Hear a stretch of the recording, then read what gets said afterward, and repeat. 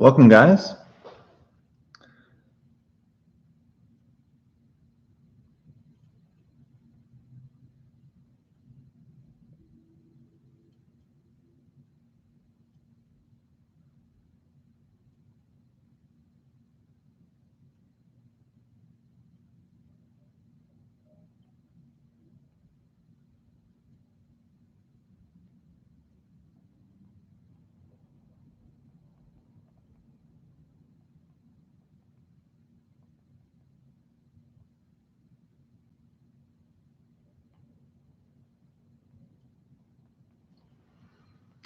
Bino, welcome.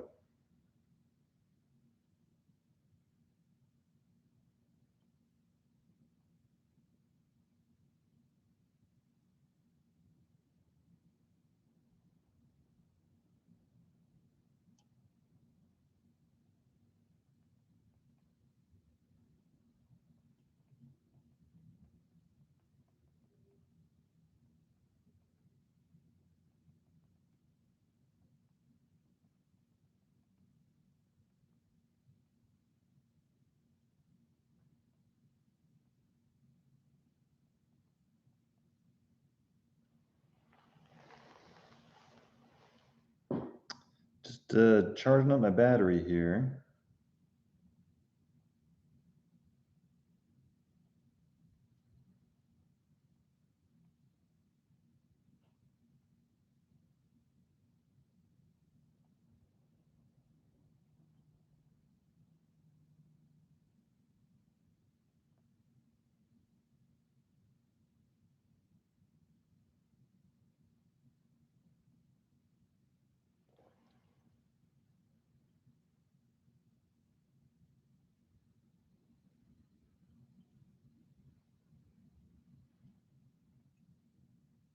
What are you smoking, Gino?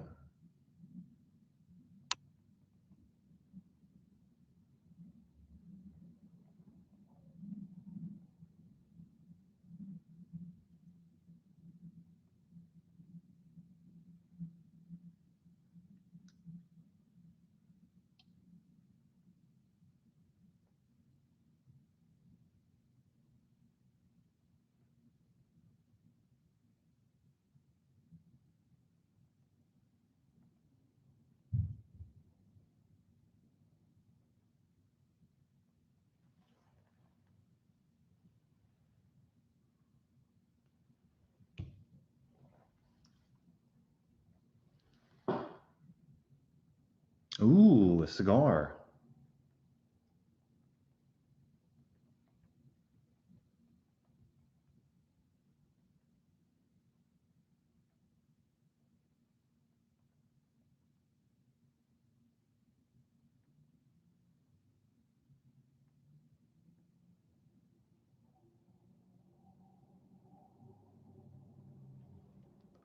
Give me a second here.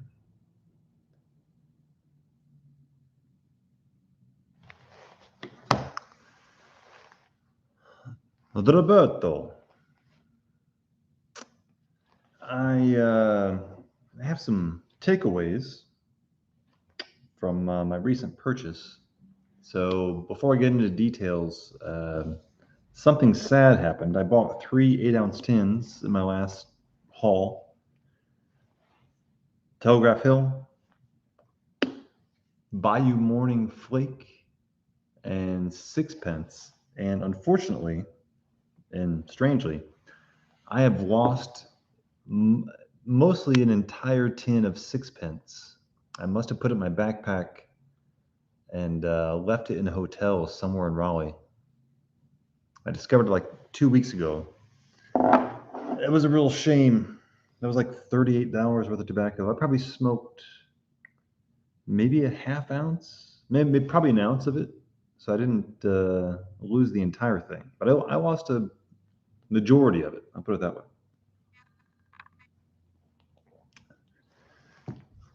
That's the one downside of having too much tobacco. You see tins, and you're not keeping count, and I travel a lot, and you don't do like an accounting every couple days because you just trust everything is back in its place. But yeah, I lost probably 7 ounces of tobacco. But not necessarily a horrible thing. I mean, it's pretty bad. Oh my God, big and burly. Big and burly. Holy cow. I have nothing in the no. I don't have anything in the house that would compete with that. That's some serious business. I'm just picturing myself smoking it right now. Big and burly. I filmed the video in the back patio of an apartment complex when I first moved to Raleigh. I remember smoking big and burly there. It's big and it's burly. That is for sure. Not for the faint of heart. Probably too much for me these days. I don't know. That's some tough stuff. I was gonna go grab my Daughters and Ryan, but it's a Perique blend. It's actually fairly light, but Daughters and Ryan had their own version of Big and Burly. Picayune, Ramback. Oh, there's a bunch of stuff. Bunch of stuff that's pretty rough. Pretty. I shouldn't say rough. Potent. Potent. That's the right word.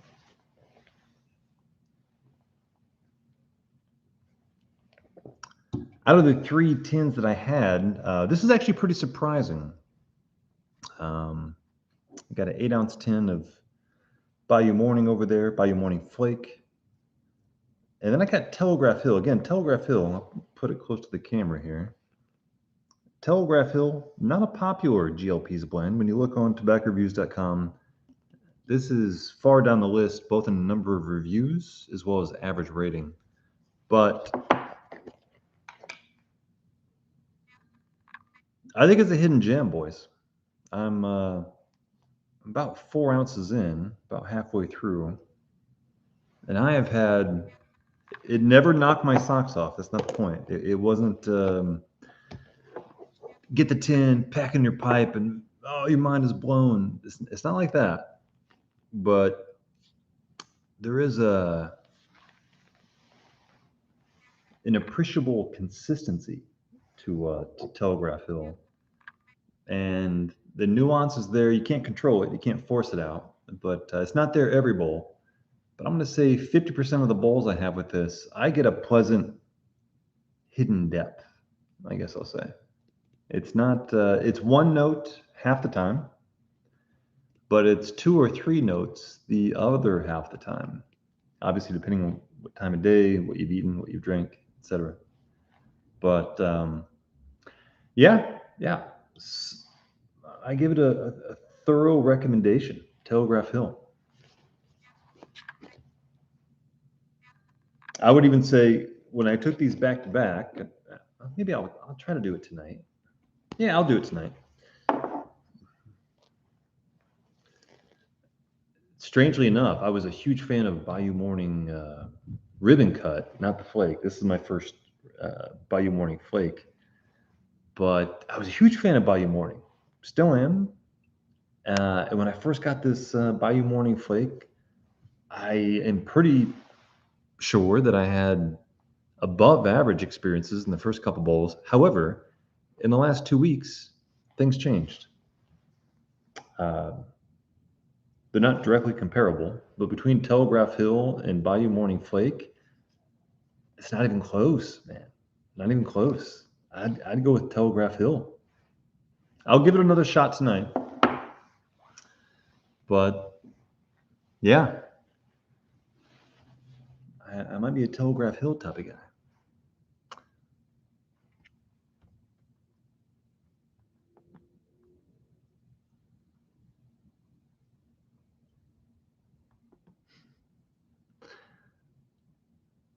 Well, there we go.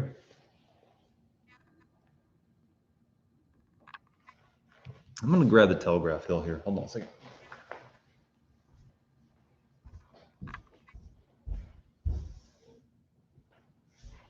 Let me turn some lighting on as well.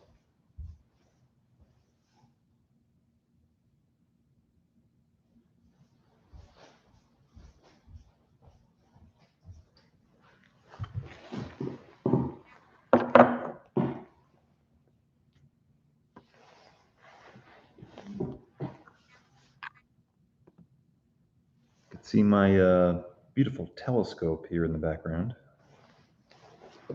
One of my most interesting purchases.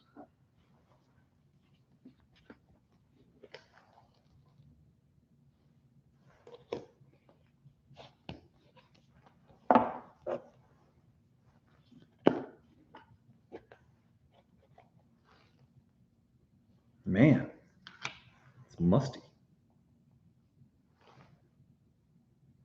All right, guys, chime in. Let me know who's here. It's only 4 or 5 of us. So chime in. Let me know where you're at and what you smoked most recently. Smelling a little Bayou Morning Flake here.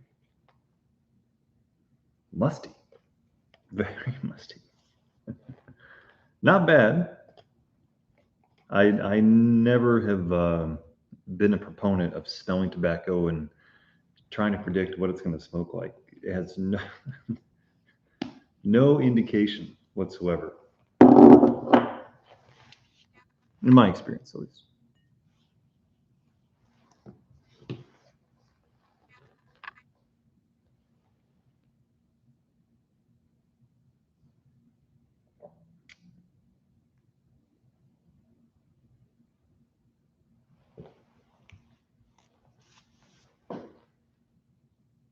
I'll put on some tunes here.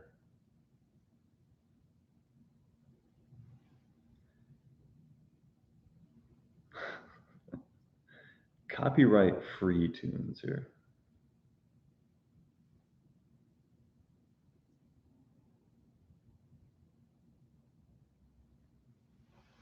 Be right back.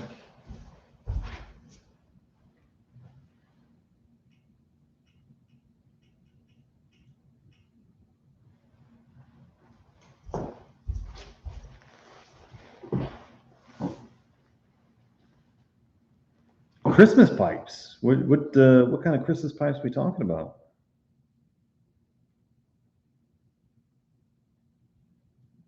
I've not bought any pipes, by the way. I bought a lot of winter gear, strangely enough, and I don't live in the north.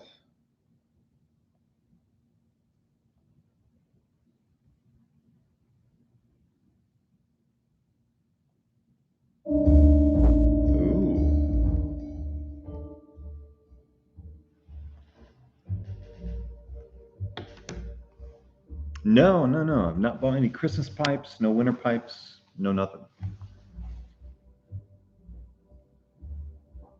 However, Roberto, you bring up a good point. I'm gonna go downstairs real quick and bust out a pipe that I have not smoked probably in a year. Be right back.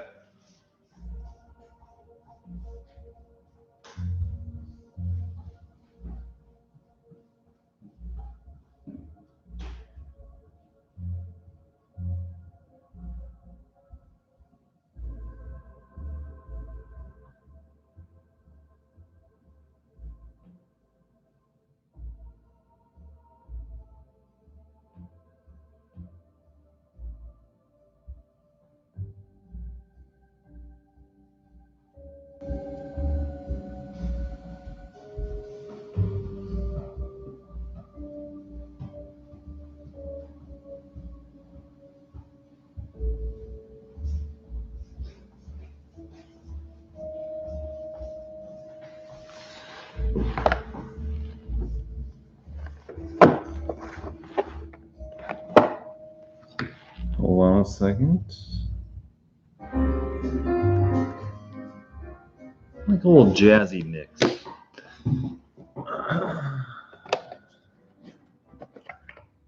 Here it is.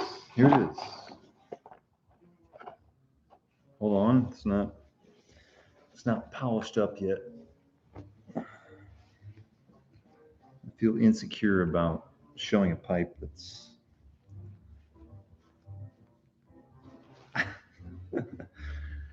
not as shiny as it should be.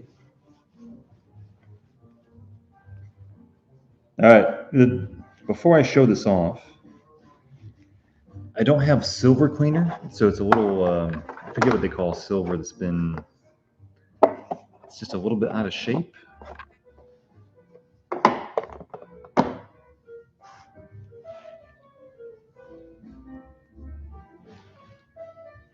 My Suryakapo Smooth. Not my favorite pipe because I don't like smooth pipes. But a very pretty pipe, nonetheless. Probably smoked it, I don't know. I've had it for 4 years, probably. I probably smoked this 30, 40 times. Because I'm always worried about it. It's these smooth bottom bowls. It's so slippery. You can't. It's hard to lean in against something. So I'm always very protective of this. It is a pretty pipe. It's a heavy pipe. Clenching ability. Let me give it a second here. Hold on. I want to compare this against something.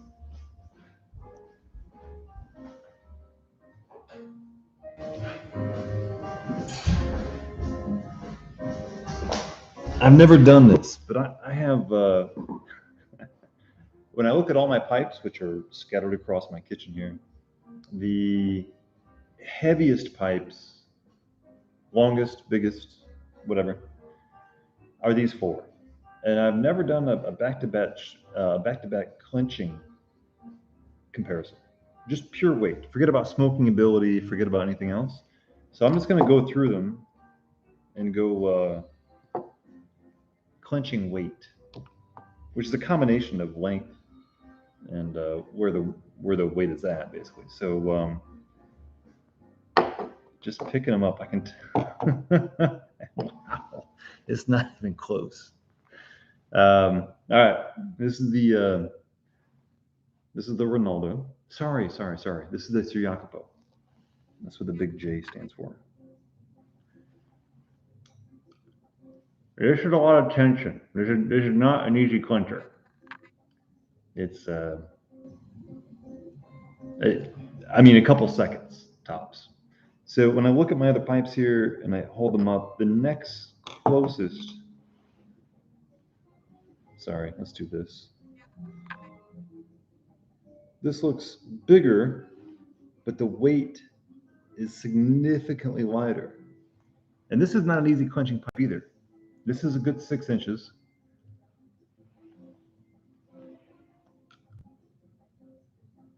The bend helps a little bit, but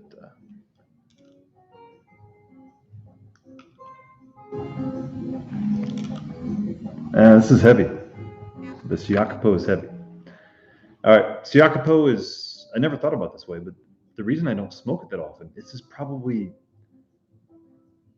the heaviest pipe that I have, except the what I call the Schwarzenegger, which I'll pull out here in a second, which is just so comical. It's not even worth comparing against other pipes.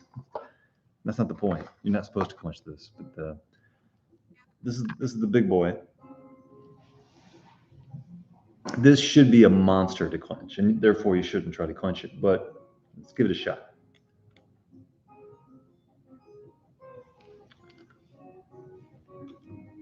Yeah, this is the boat anchor here. I'll put that one away. Yeah, you got to hold this pipe. You really got to hold this pipe. It's not even possible to clench. Let's keep moving on. Then you got the 2 similar looking sandblaster pipes, but very different. The Ronaldo is here. It's not a Canadian, it's a Lovat, I think, based on the cylinder here. And this one, I forget what you call this, but you guys will know. This looks like a design disaster. Look at the stem, which is oval in nature, and look at the size of the bowl. It looks disproportionate. It's very pretty to me, but it doesn't look like it's going to be a good clencher. This is a little more proportionate, but also just more girthy. That's not bad. Surprisingly, this is not horrible.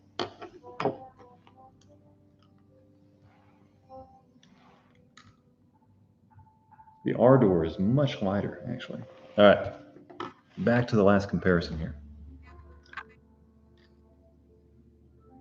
Not a clincher. It's not, I mean, you can tell. You don't look at this and think, that's going to be a good clinching pipe. No, of course not. But surprisingly, this one it looks massive and teetering at the end of this long stem, but it's not that bad. So I think the only two, strangely enough, my nicest pipes, the prettiest looking pipes, are the ones that are unclenchable. It's sad but true. And then one that is infinitely clenchable is the Yacano, which you can tell from the insignia here. I rarely smoke this. I think I probably smoked this 30 times total. Maybe 40. But it was so pretty I had to buy it, but I rarely ever smoke it. I don't like short pipes. That's also another reason. I don't know.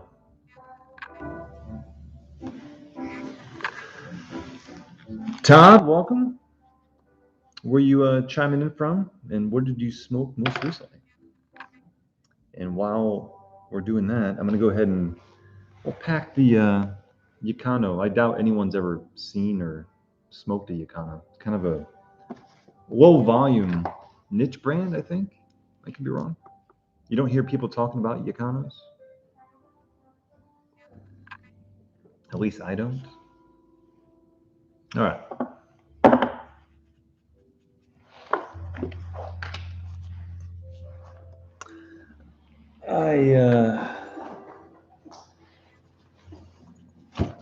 No.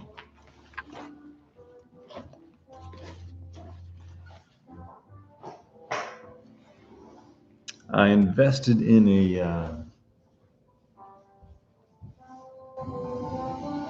some warm weather gear.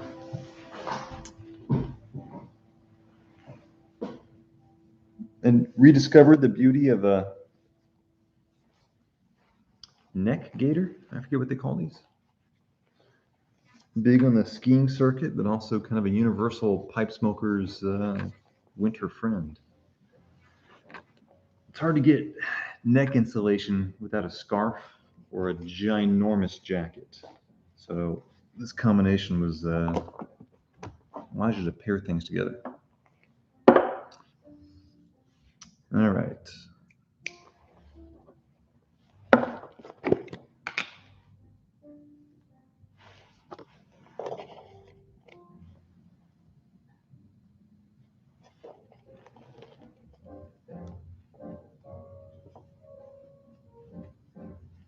All right, boys, chime in. Let me know where you're from and what you smoked most recently.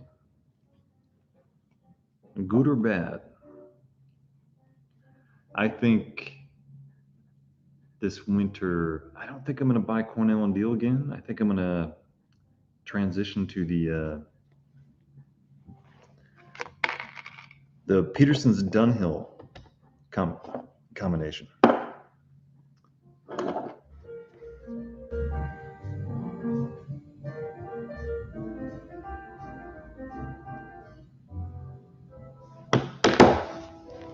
Paul, welcome. Paul from out west, I believe. All right. We got a good pack here. Battery power is looking pretty good. I'm going to go grab my shoes and we'll head outside for a smoke. Can't stay long. Just wanted to say hi. Last smoke was Bob's Chocolate Flake. Just a little dusting of the chocolate on that Bob's Flake. Haven't had it since 2016. Wife well, welcome. All right. Go throw on the, it's getting chilly outside here. It's about 55. Actually, Let's double check. Chili is real. Oh, it's 49. All right. Go throw on some shoes and we'll head outside.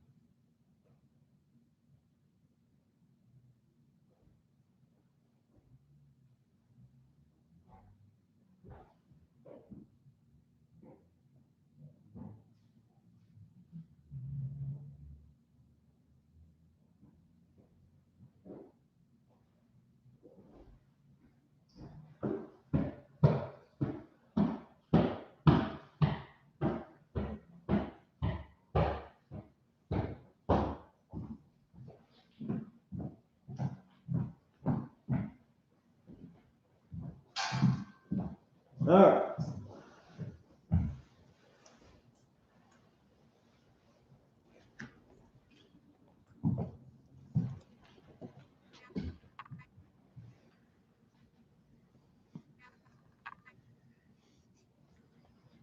Never tried to smoke in this before. This is how pipe smoking skiers smoke. I'm assuming, because I can't ski.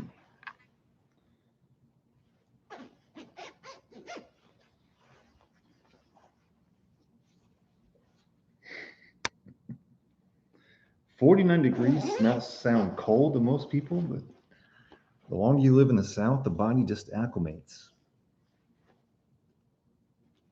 Temperatures I used to be able to stand now seem crazy frigid.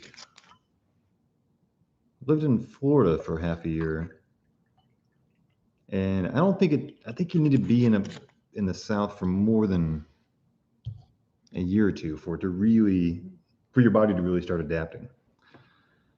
But yeah, it's strange. All right. Make sure I got everything I need here. 17 people.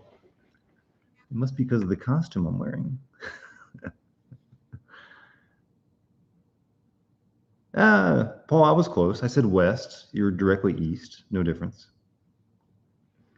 That, Roberta, that might be true. The older you get, your tolerance for cold temperatures goes down. I would like to think that's true. I'm kind of an academic research type of guy, so I'd have to try to get some evidence for that, but sample size of 1 sounds about accurate. Ohio, welcome. What part of Ohio?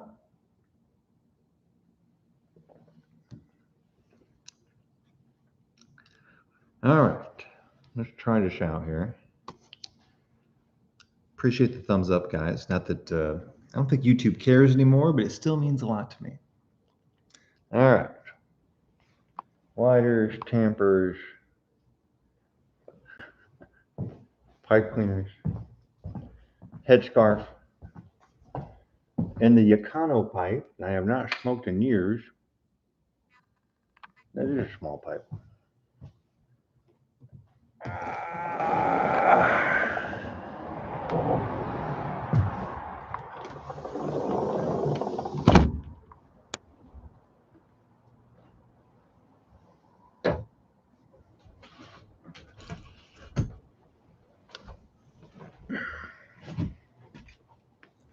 Oh my God, I think I overdressed. This is not nearly as bad as I thought it was going to be.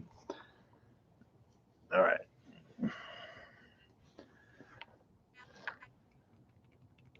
going to turn this light off so I don't get drowned out.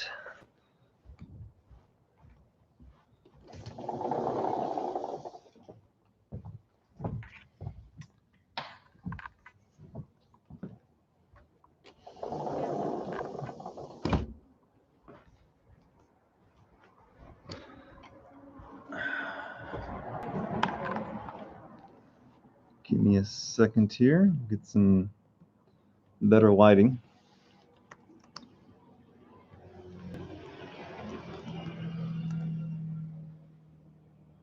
There we go.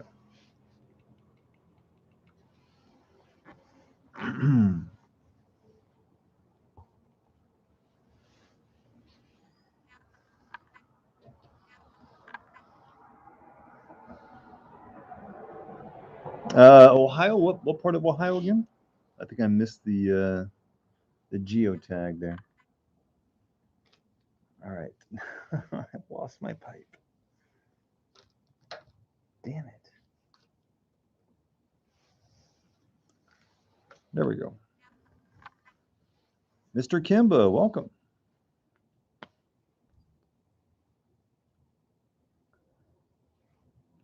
Thank you, Paul. Appreciate it. There's a little turn toward the inside. I gotta admit, it does look amazing on camera from this angle, from outside looking in, which is not obviously the vibe you get when you're on the inside. But yeah, I rarely look at it from this angle. But yeah, looks very nice. Appreciate that. All right.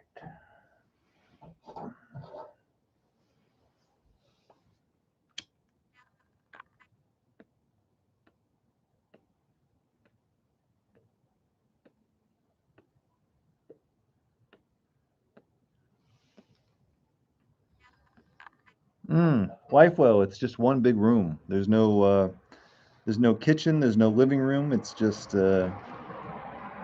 one big room.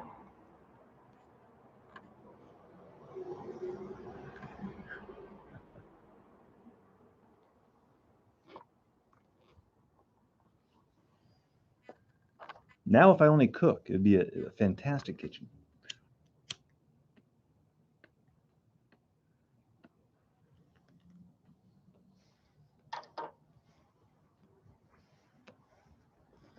Well, I way overdressed. It's not actually that cold. I forgot when I'm this up high in a walled balcony from both sides, I get a little bit of heat insulation. So it was colder at the last place I was at than it is here.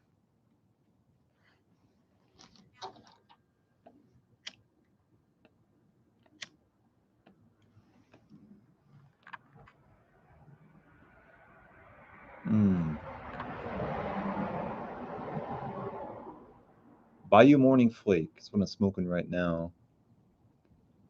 And it tastes completely different when I'm smoking it at home than when I am at a back patio cafe or bar. Maybe because I'm completely secluded and there's no distractions of any kind. But it is surprisingly good. And 20 minutes ago, I was just saying I preferred Telegraph Hill. Given they're apples and oranges, they're not the same type of tobacco, but still, it's somewhat fair to compare any two tobaccos. But this is nice. This is very nice.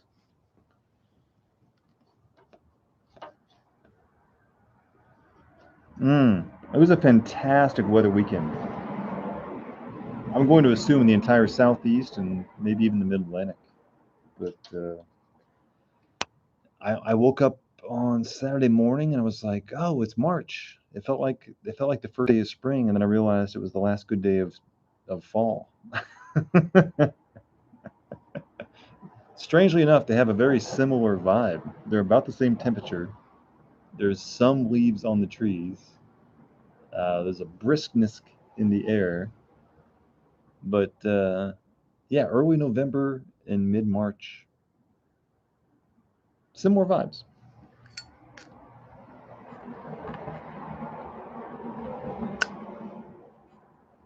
Most people prefer March over November. It's always better to be on the upswing of temperatures than on the downswing. Although there's a couple exceptions to that. Some people love winter. I don't know any personally, but I've met them occasionally.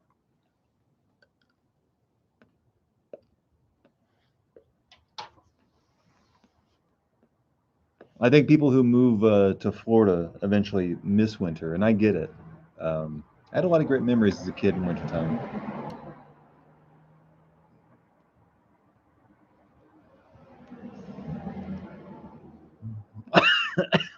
Quick, anyone buy on smoking pipes in the next 24 hours? And Mr. Kimba gets a 5% commission.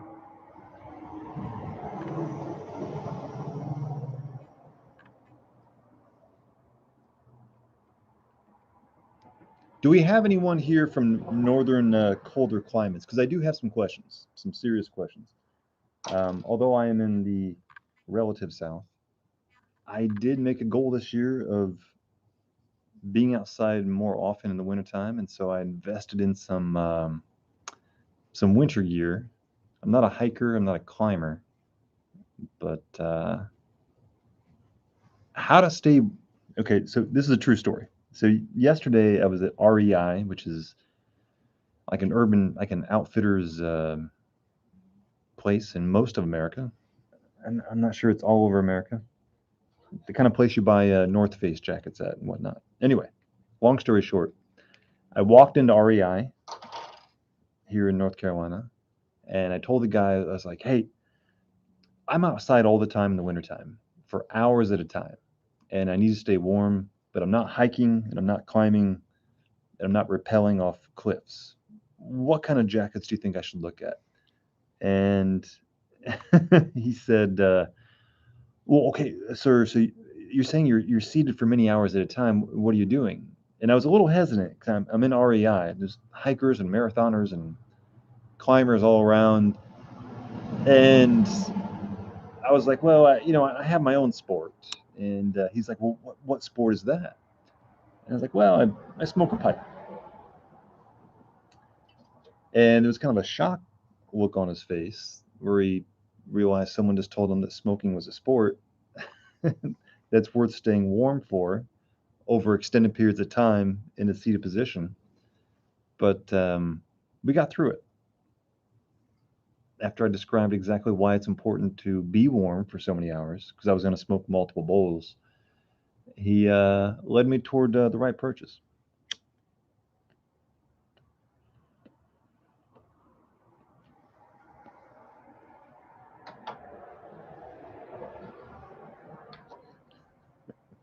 Smoking outside in the winter is as important to stay warm for as any outdoor activity. That was my premise.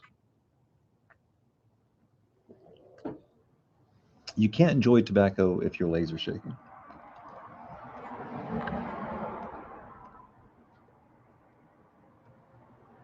Which gives me the idea that there might be a custom wine for cigar and pipe smokers who want to smoke outside during the winter.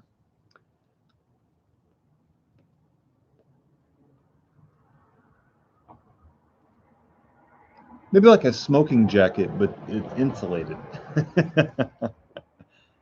I think back, the design inspiration would be from like a Hugh Hefner smoking jacket, but they could take like -5 degree weather.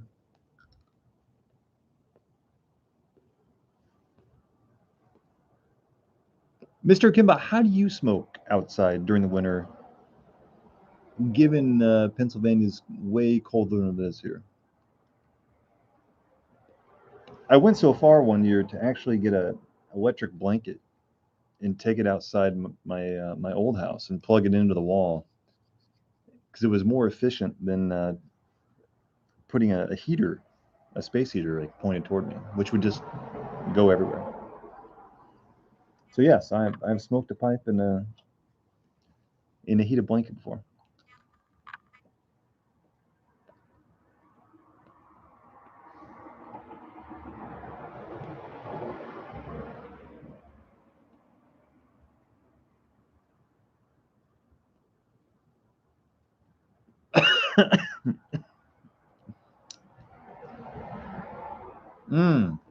What is everybody smoking, by the way? I don't think that many people have chimed in on that answer.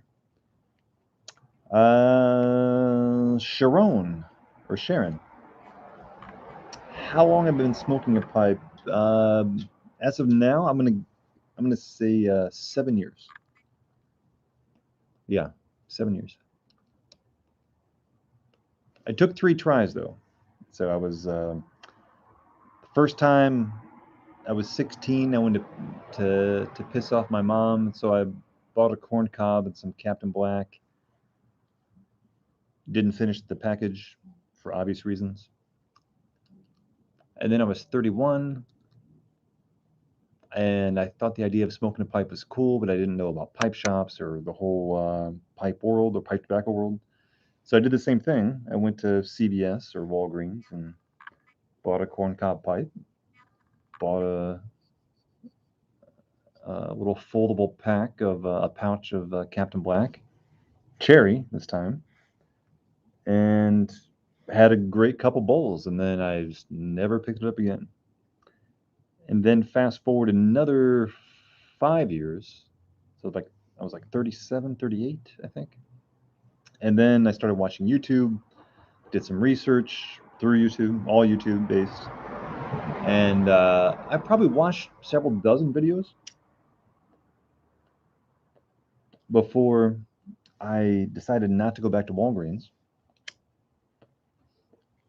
But then actually Googled, are there such things as pipe shops that sell pipes made of wood? And found out it's true, it's not a myth.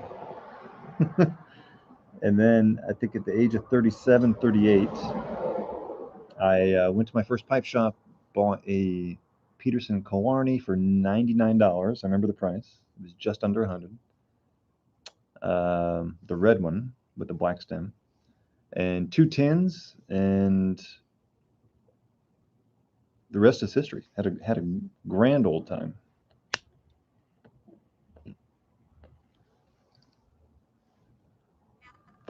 Mr. Kimball, luckily I can smoke indoors in the winter, but just pipes. Scores I'm pretty much limited to summers. Okay.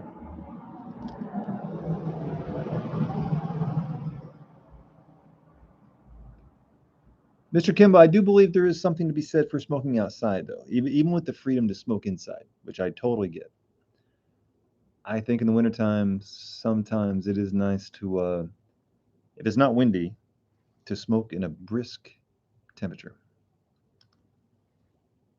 I would even, I'm not joking, I would even say that even though I'm not a Latakia fan anymore, although I can do it, um, I actually think Latakia is perfect for cold temperatures, not just cold outside, but you're warm inside, but to actually smoke in an environment where it's under 50 degrees. Some of my best English blend smokes were in that first year of smoking during the wintertime, actually. Balkan Supreme. I remember I bought 4 ounces of Balkan Supreme. I thought it was enough tobacco to last me my entire life. Turns out it wasn't. But Balkan Supreme on a crisp November morning at a coffee shop in Richmond, Virginia. I remember that specifically. I smoked for hours on a Saturday morning. Just to tell a quick story, I'd wake up about 9:30 on a Saturday morning, be to this coffee shop with a covered back patio. By 10, I'd get a cortado. I get like 3 coffee drinks over the course of 3 or 4 hours,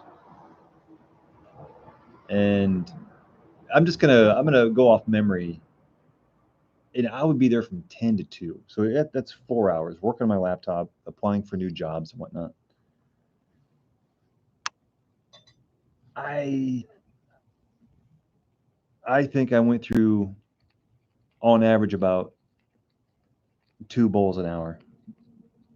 So I probably went through 6 bowls in 3 hours, roughly 8 bowls in 4 hours. I'm sure I took a break here and there, but it was just a smoking chimney for for 4 hours, almost nonstop. It was fantastic.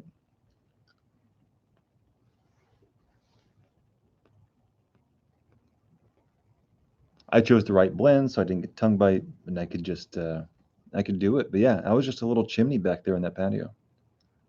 Got a lot of compliments on some of the Latakia blends, especially in the wintertime.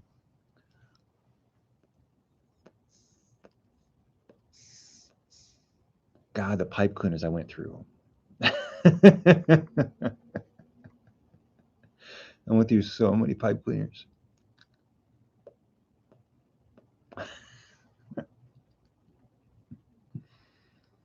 Let me catch up in the let me catch up in the comments here. Oh, mm.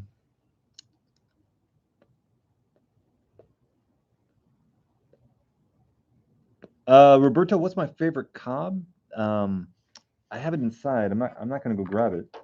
It depends on what you mean. If you mean my favorite cob shape or exact model, I'll say this: there's two cobs that I have a lot of faith in.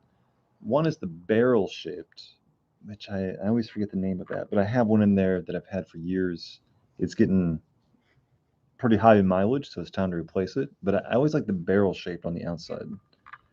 Um, but separately, I did buy the Charlestown um, aftermarket modification pipe from smokingpipes.com a year ago because one of the viewers here recommended it. It was a limited run, like $25. It's a premium, but you get a nice stem. It's shorter, good clencher, but I got my forever stem that I like to put on the traditional corncob pipes. But I'm still a huge corncob fan, man. Yeah, I think it's the country gentleman, but as you guys know, the shapes are never the same year to year. There's always a little bit of a twist, a little taller, a little thicker. But the one I have is just, I hate to give it up. It's getting high in mileage, so it's not going to last much longer. But nothing like a fantastic, perfect fit corn cobs. You could buy 10, and if 2 are fantastic, it's still worth it. And I've owned over 12 to 14, I'm going to say. I bought every shape and size, including the MacArthur. When I first got into the hobby, I didn't know what was going on, so I just bought like a whole kit, all different lengths. Surprisingly, one of my favorites, although it doesn't really make any sense now, is the tiny corn cob. I forget what they call it, a little pony boy. It's got the word pony in it, I think. But little cheap plastic stem, doesn't matter. That little guy for a 10-minute smoke is, by God, it was fantastic. I don't know why I don't own one now, but I smoked many a bowl out of that little tiny corncob pipe. So I'll give you an example. You got a 10 to 15-minute commute to work. You want to get a bowl in? Sure, you could pack a quarter bowl in a big pipe, but it's much better and much more satisfying to pack a full bowl of a tiny pipe. And it changes the dynamics. As you guys, Pony Express sense, right? As you guys know, that a pipe can't transform a tobacco. Tobacco it is what it is, but the pipe can really, not just the taste, but even the the design and the draw has a big impact. And that little Pony Express, if that's what it is, it's magical. It's absolutely magical. I think everyone should own one because for the following reason. Unless you're that occasional weekend pipe smoker, then there's a lot of times where you just want to squeeze a pipe in, but it's 10 minutes long. How do you do that without being wasteful or having a lot of weight in your hand?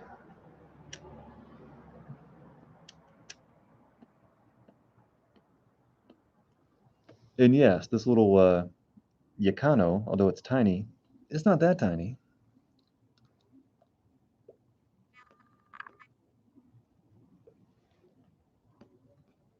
It's so strange because I was a big fan of huge pipes, and I think now I see the attraction toward the smaller profile pipe, the easy clenching pipes.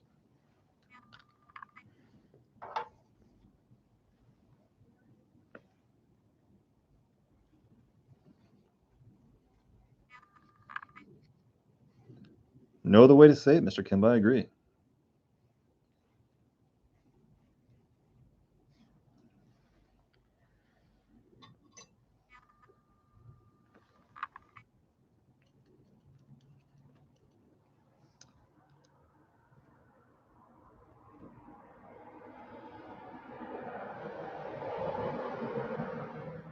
Mm, by God, this is nice.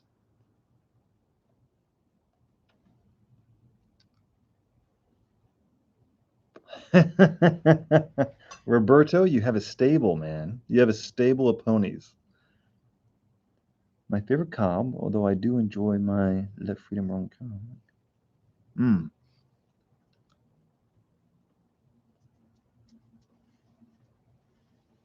I got my on other in other news. I got my booster shot yesterday and my flu shot in the other arm. Same day, same session. So I'm feeling slightly under the weather, and both arms are sore, like I just got in a bar fight. But hopefully, I'll be able to take a winter vacation with a little less worry this year.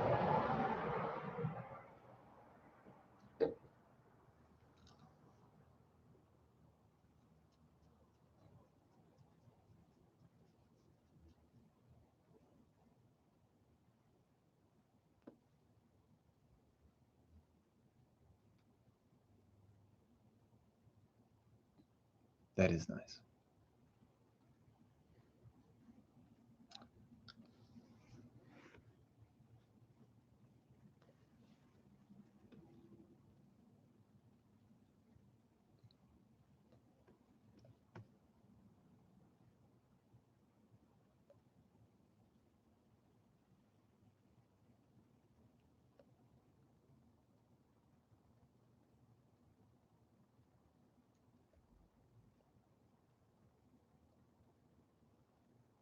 Yeah, Mr. Kimba, something similar. I forget the exact numbers, but it never goes up. It's only going to go down.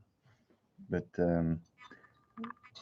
I tried to get the booster like 6 weeks ago, and I didn't pass the tests. And now it's if you go to a smaller pharmacy, there's almost no questions. Much easier to get in. Much easier to get in than it was a few weeks ago. I never got a flu shot before, but as I'm getting older, I haven't got like a serious flu in many years. But the last time I had it, I knew I didn't want it again. So I didn't know that flu shots were free. They just give them away. I was asking the pharmacist at Walgreens, I'm like, can you throw two in my backpack? I can give them to friends when I get back home. They're like, nah, that's not quite how it works. Apparently, there's a protocol.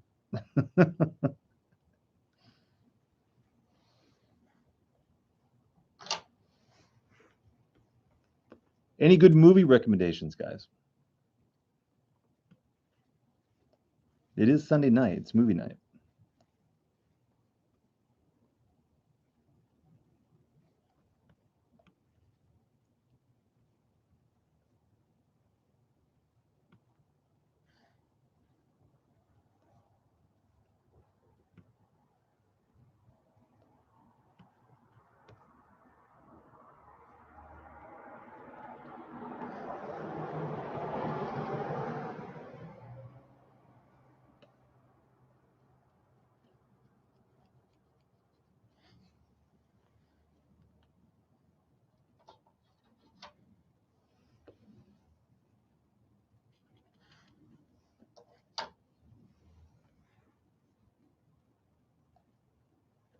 Ah, Mr. Kimba. I've seen it many times.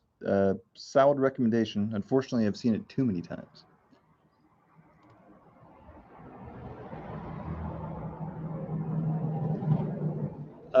Sharon, if you tell me what you smoked last, I'll tell you what I'm smoking now.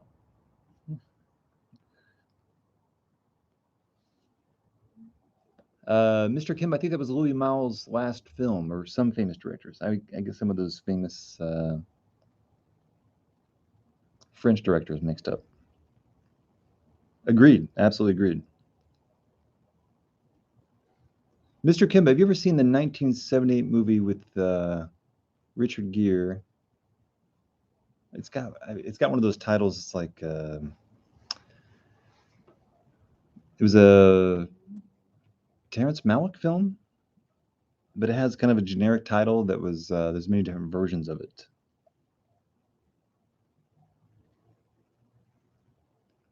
I always forget the name because it's kind of generic.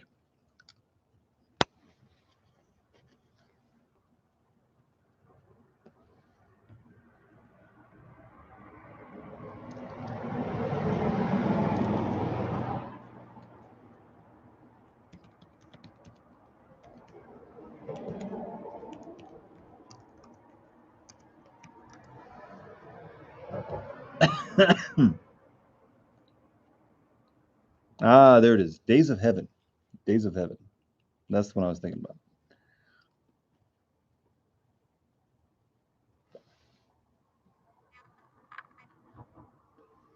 That would be one that even the wife would enjoy, I think.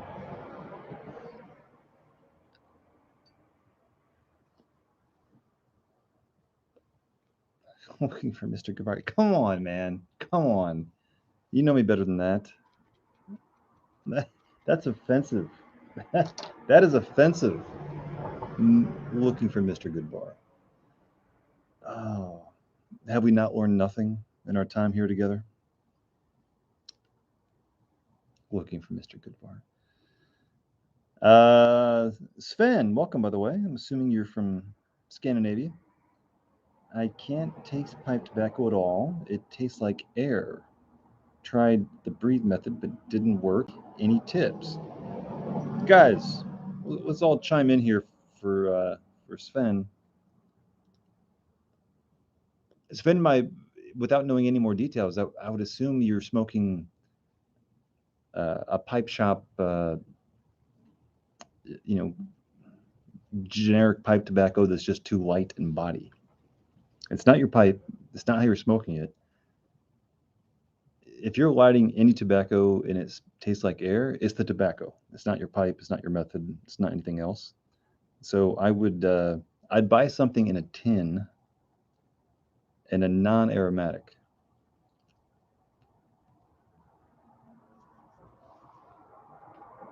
We've all, everybody on this chat here as well, we've all bought tobaccos that you're smoking them. I've even made videos on this.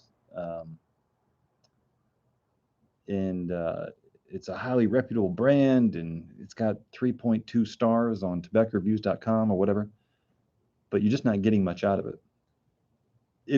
If over the course of 2 to 3 smokes, if it still tastes like air, it's not you, it's the tobacco. My most recent example of that, and that's why it's a good question, was I bought Rat Ray's, give me a second, Marlin Flake. I had great memories of it. I bought it last year. I did a little live stream about it, and I was excited. Opened up the tin, smelled amazing. It was dark, smelled dark, rich, fruity, nutty, figgy. Packed a pipe, lit it up. Nothing. Absolutely nothing. I let the tin open to get some air in there because it was plenty moist. I wasn't worried about it drying out. Let the tin open for days, trying to get some oxygen in there just to change something. Add some kind of catalyst to the tobacco. And then the last half of that tin, it got more and more flavor. Now, part of that was probably me, but part of it was just the chemistry in the tin that I bought. Sharon, well, I can't tell you that one because I don't smoke. I just listen to you and find out what you're smoking. That's that's horrible.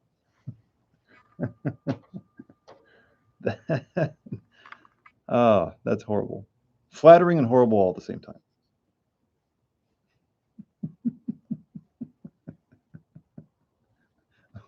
Why would it matter what I'm smoking if you've never smoked anything? You- What I mean is you wouldn't have a reference for it, right? But with that said, Cornell and Deal's Bayou Morning Flake.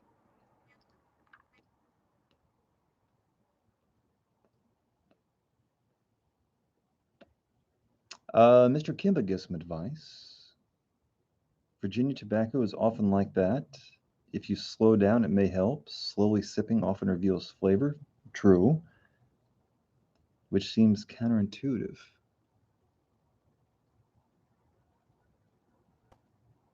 Hmm.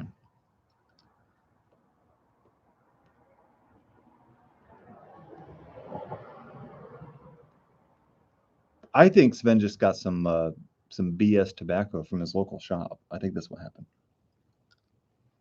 Yo art. Yeah, yeah, yeah, yeah, yeah, yeah. Welcome. Sven, try other tobaccos with Latakia. Yeah, that's a good point. You're not gonna taste air with that.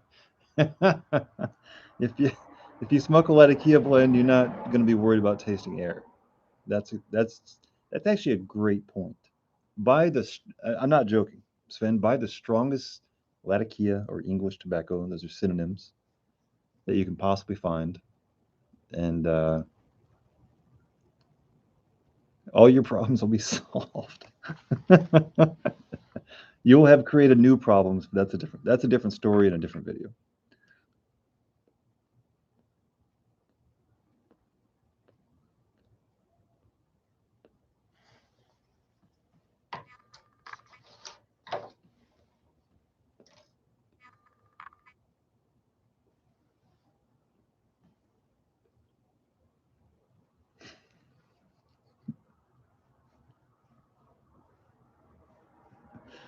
Walter, I find that an offensive comment. We've talked about Paredes here many a time. I did smoke some 333 the other day, so I'm still working through my Paredes.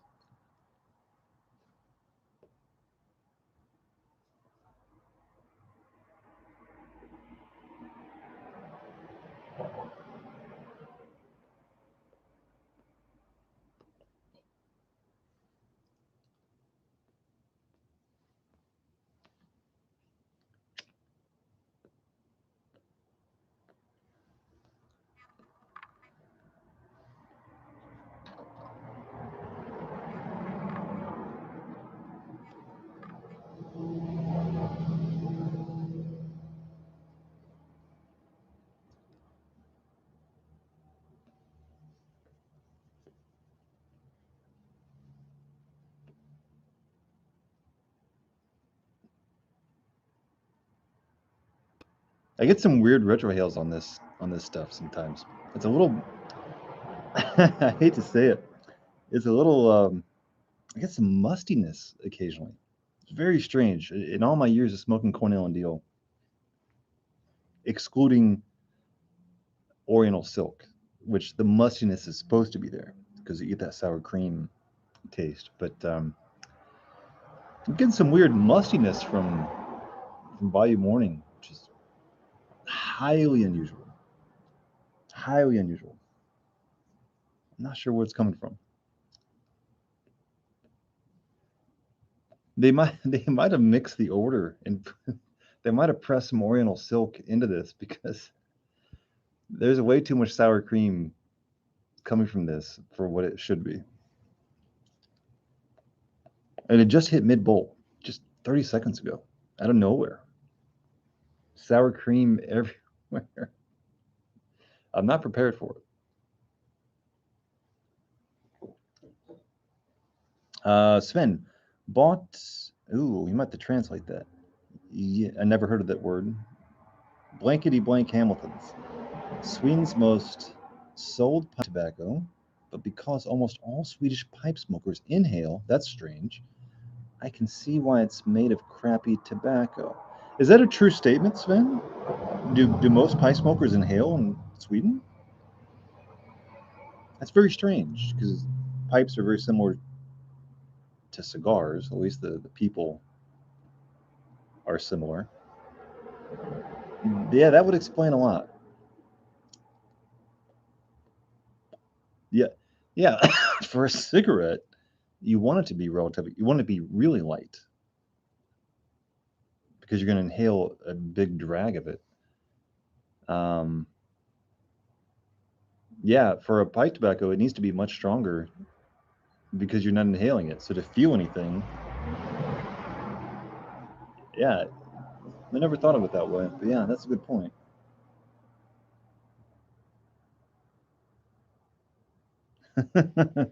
Strat man, you're always late to the party, man. I filled my Zippo for the first time in many years, I believe.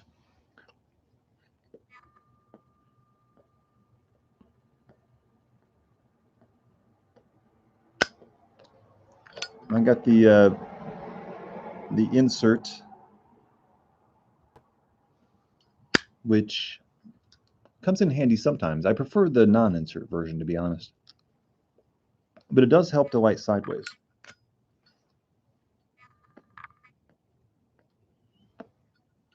Which is how I light all my pipes anymore. I don't know when it happened. It could have been 2 years ago, 3 years ago, but I never do this anymore. I always tilt my head. I'll just demonstrate with a little bic here. I'm always tilting, maybe not 90, but like 70. I'm also worried about the rim. Most of my pipes have a nice rim, so I don't want to char them up. It's so much easier to draw a flame sideways, relatively sideways, than it is to turn your lighter sideways and to try to draw it in that way. I've found, in my experience.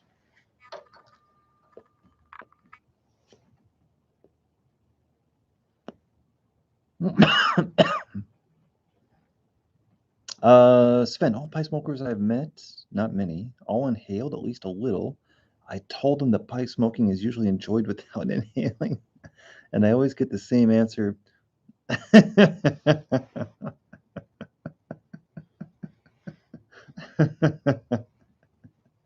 I mean, I've heard that question many times, but usually from younger people, slightly more female than male.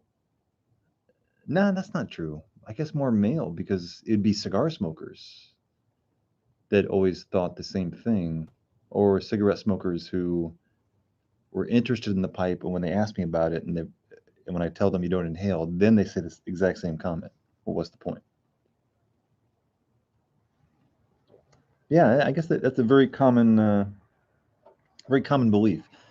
Usually from non-pipe smokers. I've never heard that belief from current pipe smokers. That's very strange.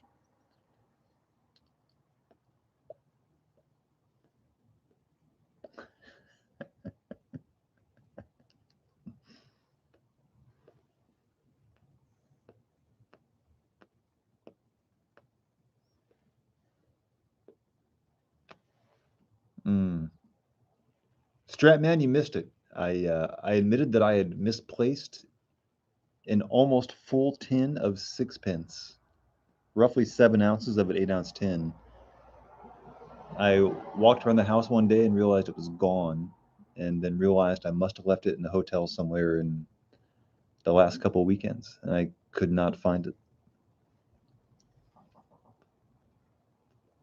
So tonight is an ode to sixpence. I would have loved to. I probably threw away $35. The irony is, I bought 8 ounces of sixpence because it was going to be more efficient, and then I ended up throwing away 7 ounces of it. Such is the hobby sometimes. Hmm. Stratman, that would not be a what I would call a soothing live stream. When I play chess, it's not. There's nothing. There's nothing relaxing about it. Nothing relaxing about it.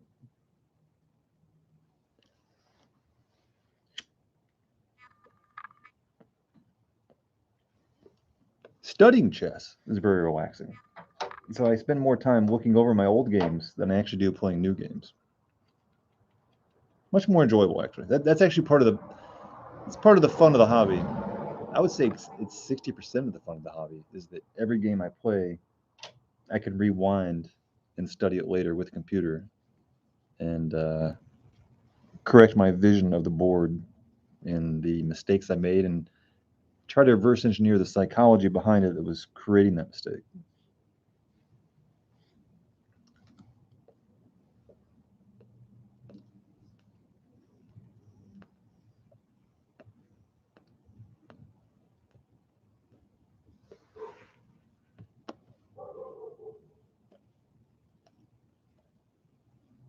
I think we need Sharon back in here to chime in of why she what she finds enjoyable about watching pipe smokers talk about pipe smoking. I thought that was interesting.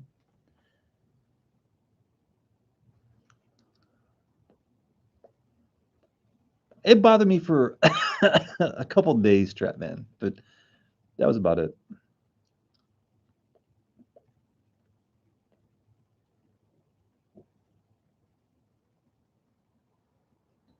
Oh man, that's a weird. I'm getting a weird aftertaste from. I'm not kidding, boys. This has now happened on 3 different pipes, so I know it's not the pipe, but getting a weird chemical aftertaste from.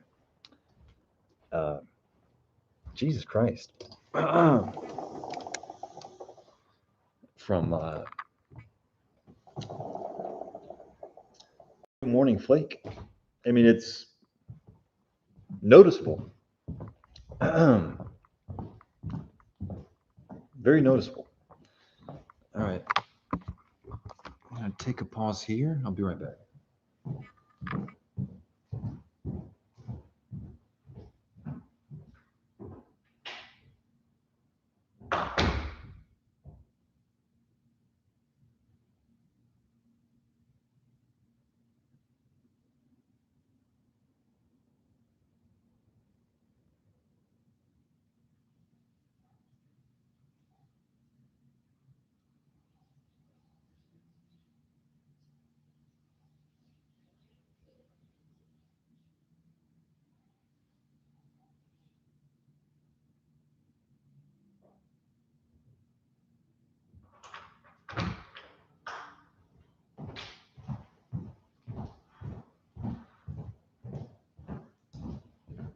Yuck.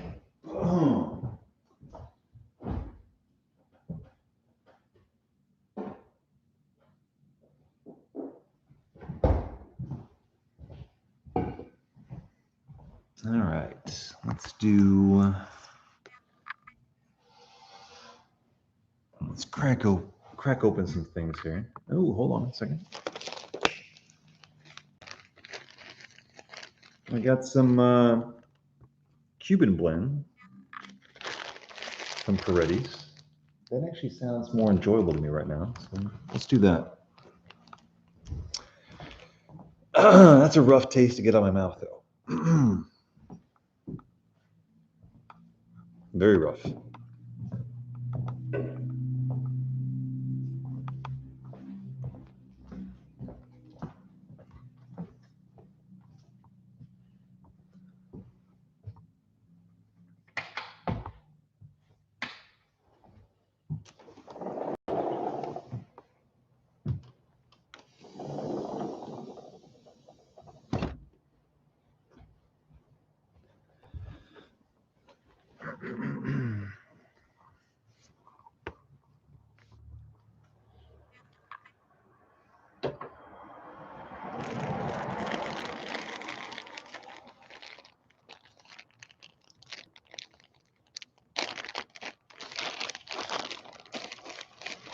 Roberto, take care, brother.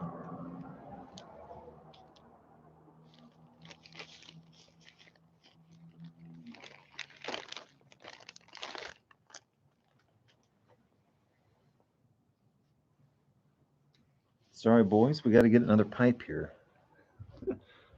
I underpacked.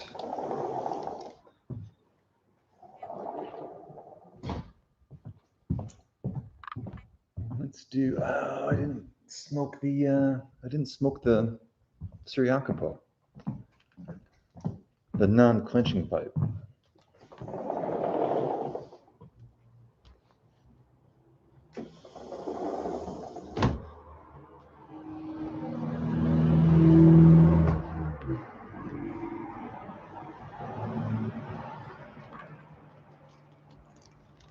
Let me catch up on the comments here.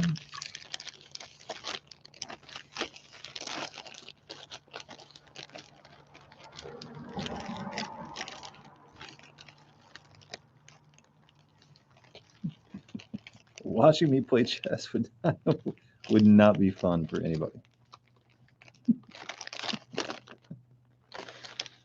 There'd be a lot of cussing. There'd be a lot of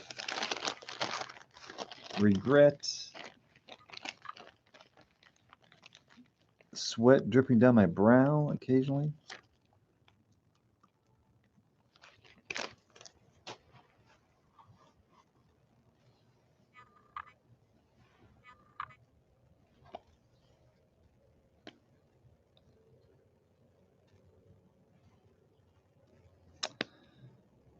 Mr. Kim, I've been out of control during the pandemic buying estate pipes. Well, how many are we talking about here? Put a number on it.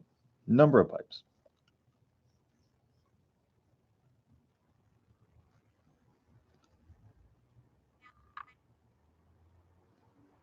JB, I'll get to your question here in a second. Let me find a better angle here. This, there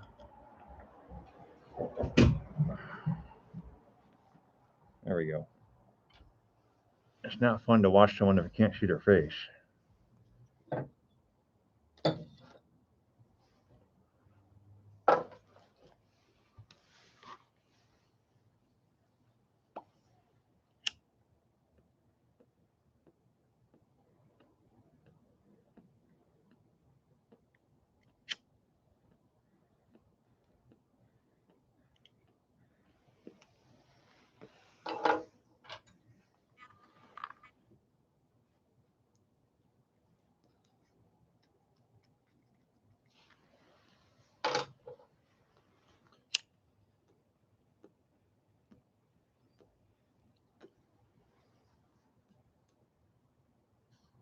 My God, that's fantastic. Hold on a second here.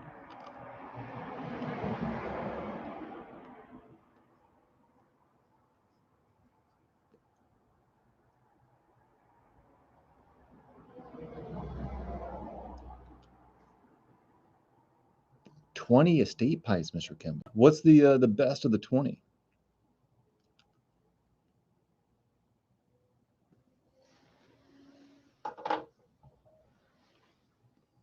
JB, if you're still on, favorite chess openings. So I've played 2,000 games over the last 3 years on one website, WeChess, with exactly 2 openings.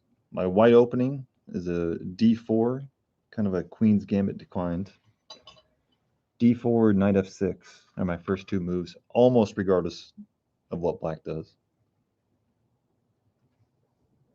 Let me think about that. D4, Knight F6. Yep. As black, my favorite opening, my only opening, is the French defense.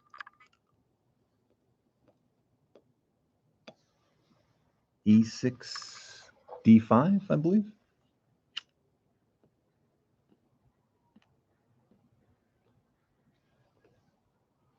And then I spend several hours a week analyzing my games from those exact 2 openings.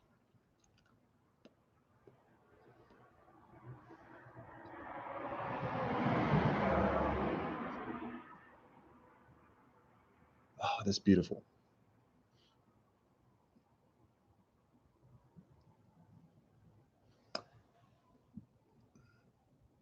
Although I've said many bad things about it before, Peretti's Cuban mixture, and I've mixed some things in here, but it's probably at least 60% Cuban mixture. It is good. It is good.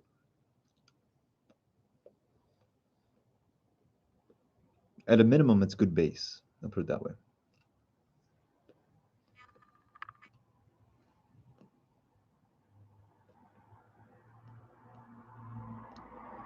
Elliot Knockwalter for the next to nothing, although I just picked up an unsmoked Stanwell horn from Dirt Cheap too. I've never heard of the word or the phrase Elliot Knockwalter. If I Google this, give me a second.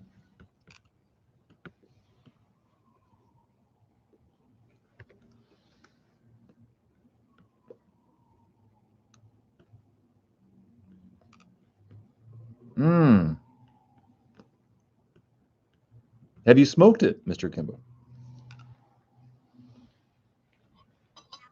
Looks like he specializes in the I'm not going to say freehand, but the bigger bowls. Maybe?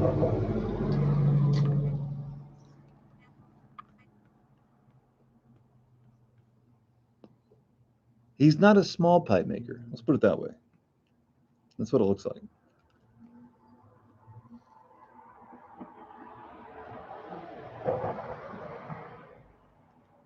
I like comically huge.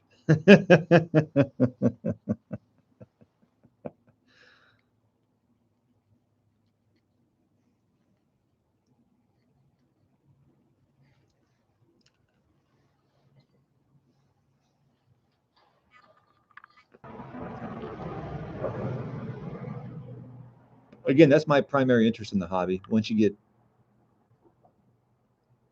10 pipes that you really enjoy and smoke a lot, in my opinion, there's not a whole lot of motivation to buy more. At that point, once you have that many pipes, roughly, the quest becomes more of a tobacco quest, which has been 95% of my experience in the hobby. I always want to meet one of those guys though that they smoked one or they smoked like maybe 3 blends, but they have 100 pipes, and they just like to smoke those 3 blends. One of the things I never understood about getting too many pipes is the same thing that you discover when you buy too many clothes. That if you have 100 shirts, you're going to wear 20. If you have 20 shirts, you're going to wear 5. So there's this kind of general principle that no matter how big the selection, you're probably going to focus on about 20% of it.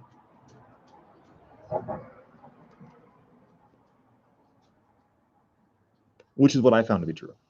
Same thing in tobaccos. You buy 100 tobaccos, you're probably going to really enjoy 20. If you buy 5, you're probably going to gravitate toward 2. Kind of a universal mathematical principle seems to take hold.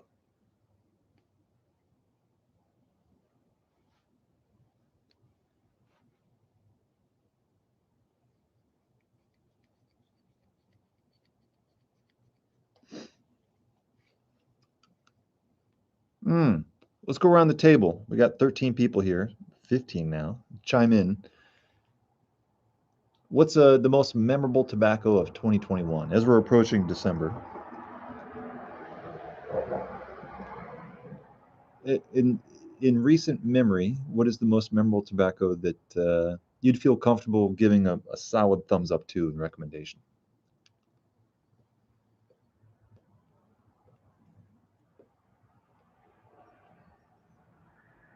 For me, it'd be Telegraph Hill. It was the biggest surprise that I've had, at least in the last half of this year.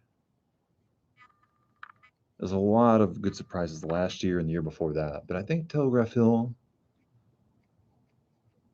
was the one that I never had before that I can honestly rave about.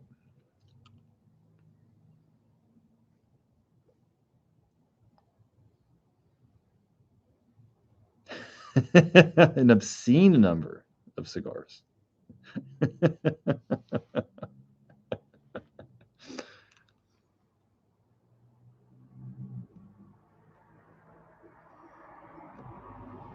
I do find that there's a little bit of freedom to only having a few pipes and a few tobaccos. I'm way beyond a few pipes, but I put most of them in storage. But I remember the simplicity of getting into the hobby and having one pipe and two tobaccos, and then two pipes and four tobaccos, and then three pipes and 10 tobaccos. And then you get into it, and then you have so many pipes and so many tobaccos that I think that it's easy to go overboard.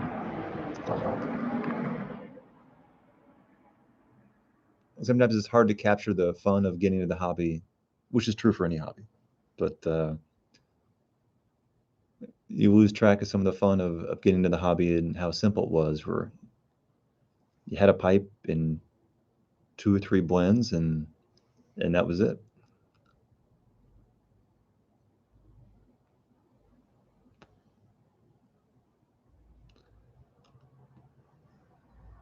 Yo art, Dark Bird's Eye, by God. Got a lot of surprises, though I would not recommend it to everyone. I bet you did get some surprises.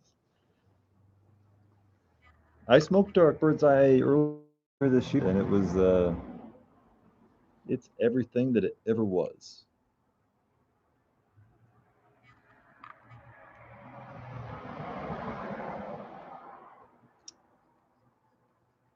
Is it fair to say that once you smoke Dark Bird's Eye, there is no darker or more dense tobacco you would ever crave? I feel like it would satisfy all those needs. That's not true. That's not true. It's dark in its own way. I forgot just how much goddamn Dark Fire Kentucky is in that. You can have darkness without Dark Fire Kentucky, and that's a different animal altogether. That's a good point, which I just made to myself. Before I forget, Burley Flake number 2, I think, is one of the most dark blends without Dark Fire Kentucky in it that I've ever had.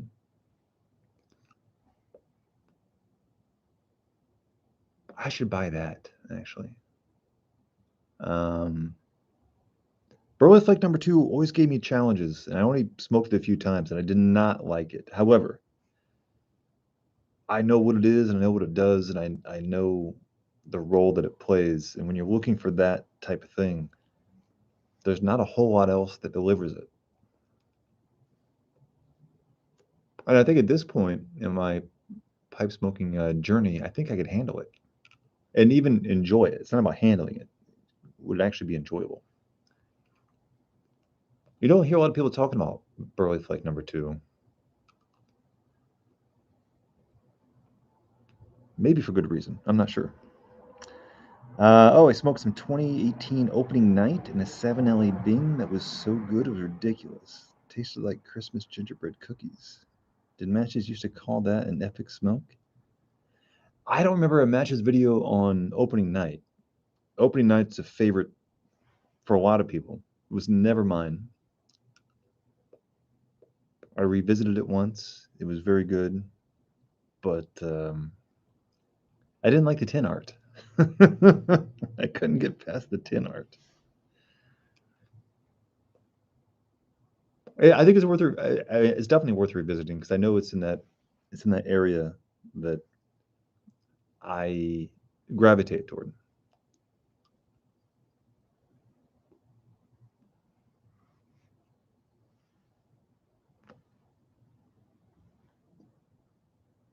This Telegraph Hill. Oh, sorry. This is a Cuban mixture by it's similar to Telegraph Hill, to be honest. Probably because I mixed Telegraph Hill in it. That's what. That's what it is. Cuban mixture from.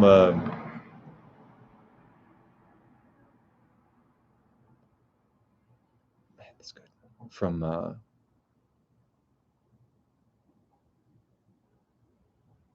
I made fun of them so often I forget the name now.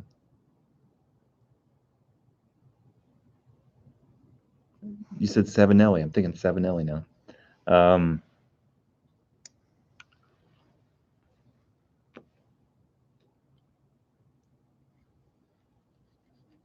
Jesus, I forget the name.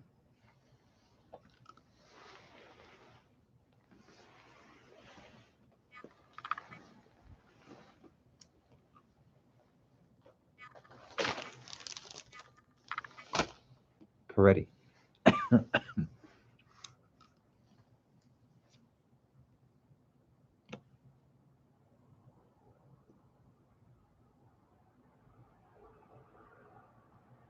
Pariki.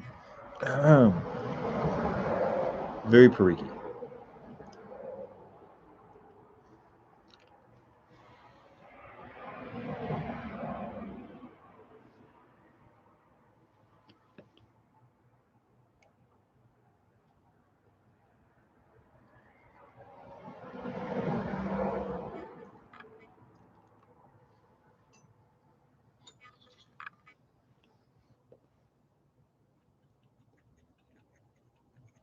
All right, guys, if I get 3 more thumbs up, that would match any record that I've ever had on a live stream. So if you could be so gracious, that would be a milestone in November. I can't remember what he called it, not opening night specific. Yeah, I don't recall that. I've seen almost, not all. I've seen almost all of the matches videos.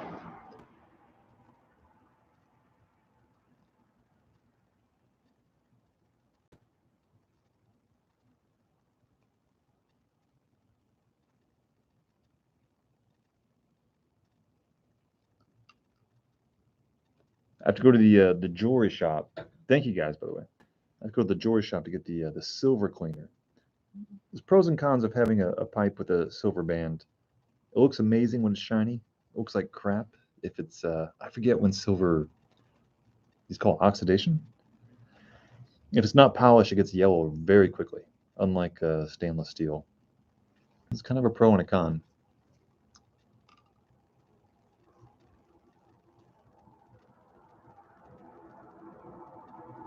I always kind of equate it to a motorcycle, though. It doesn't really matter how cool your motorcycle looks from the outside, because when you're driving it, you can't see it. And kind of the same thing with a pipe. You can't actually look at the silver band while you're smoking it.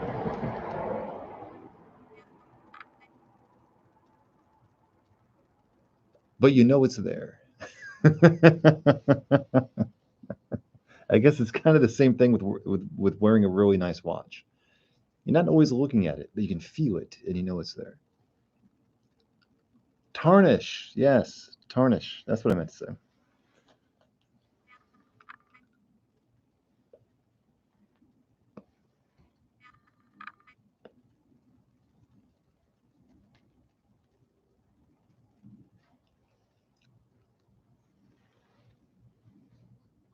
Comically large pipes. I like that. I like that phrase, Mr. Kimber. Comically large. Not many people here have probably bought the corncob pipe called the. I just said it earlier. The not the George Mc, the super tall pipe, the World War II Admiral. That's almost impossible to smoke because I bought it before.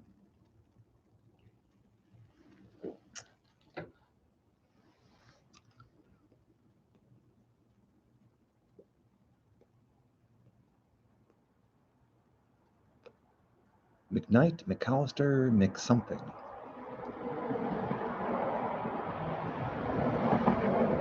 But I bought that sucker one time. MacArthur. Yeah, MacArthur. I bought that sucker back in 2016. You talk about comical. That's a pipe everyone should buy. Everyone should buy just to see what it's like trying to pack, try to smoke, try to clean. I might buy another one of those too. That now that I know what I'm doing, it might not be so strange, but it's a funny pipe.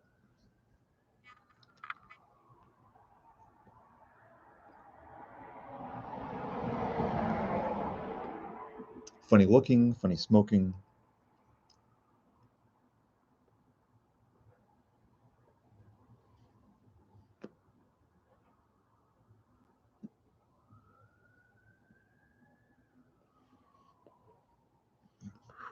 Man.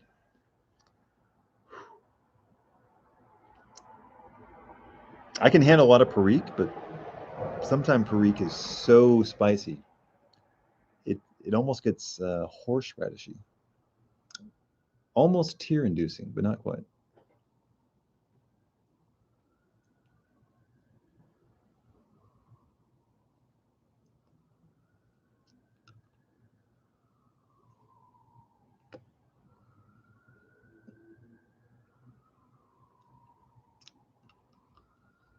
Well, it's daylight savings time now. We have, I used to think it was 6 months of the year. It's only about 4.5 months, I believe.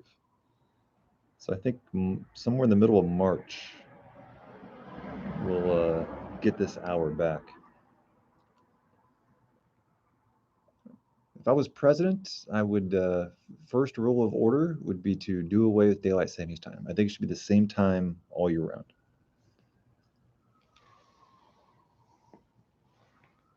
There's no reason to screw people up twice a year.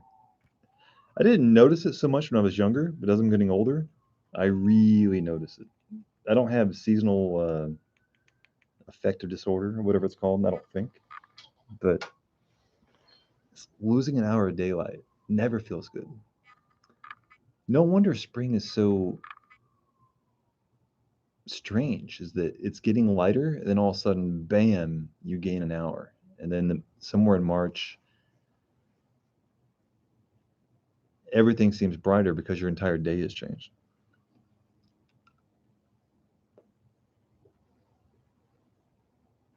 Or maybe every 90 days we just change the clock by 15 minutes, which would be a disaster by itself.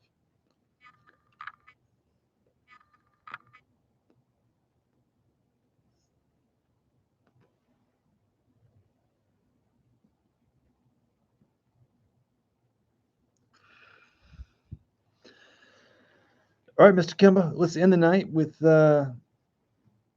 one movie trivia question. Stay between the years of 78 and 92. I'll give myself a 14-year span.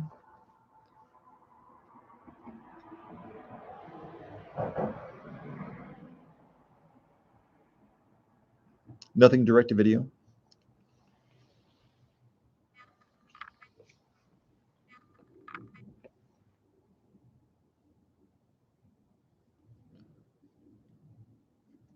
And nothing you've ever mentioned before. If you throw me a movie, I will recognize whether you've said it before. It can't be too obscure.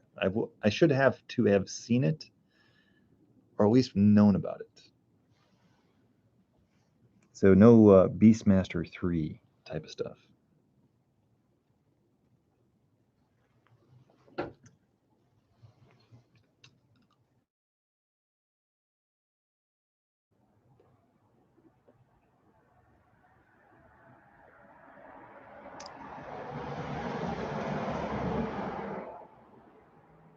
'79.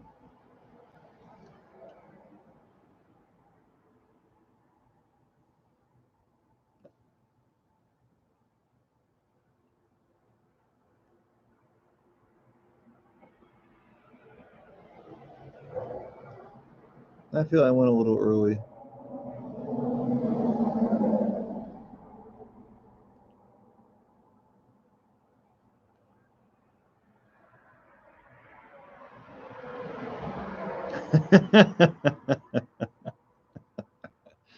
Yes. All that time, my mom drug me through the VHS movie rental places when I was a child. It all paid off, Mr. Kempa. It all paid off. In moments like these. All that time was. I can remember the VHS package. This is before Blockbuster. The original packages before the Blockbuster re-encasings. But I remember seeing the Warriors. We never rented it. I never seen it. I remember the famous quote, "Warriors come out to play." But yeah, I studied that.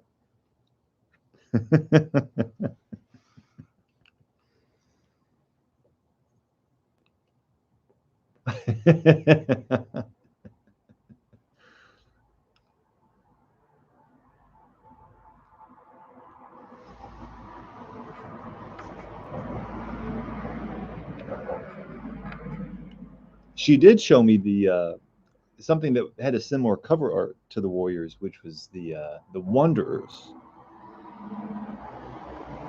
which I don't want to guess the year on because I'm torn between 2 years, but it came out later. It was early 80s. And that was a fantastic movie. Much more popular, too, I think.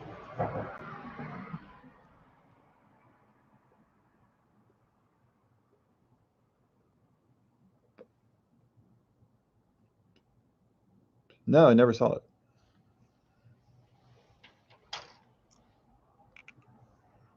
I knew it had kind of a Death Wish type of vibe to it. I watched all the... When I was a kid, my mom rented me all the Death Wish movies for whatever reason. So I think I saw Death Wish 3 first. When I was in junior high. Always a big Charles Bronson fan.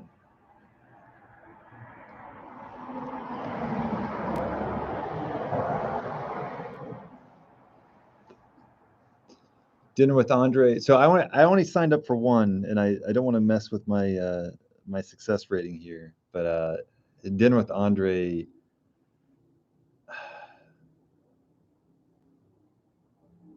I'll say 81. Nervously.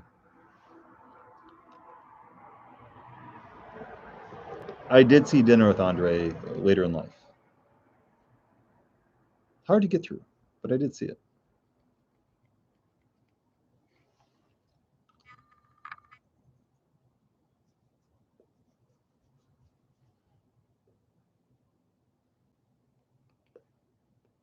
And now the tense waiting happens. Is it 81?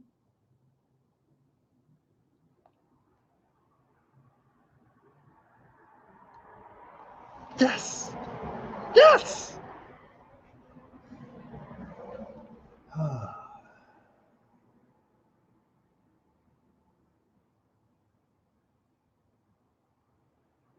That feels good.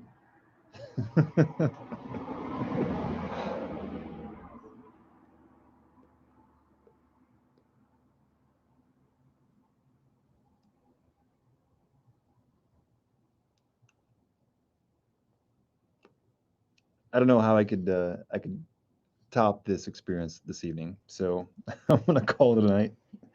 Thanks everyone for joining. Thanks for your contributions. Take such a long lapse. And until next time, have a good night. We'll see you next time.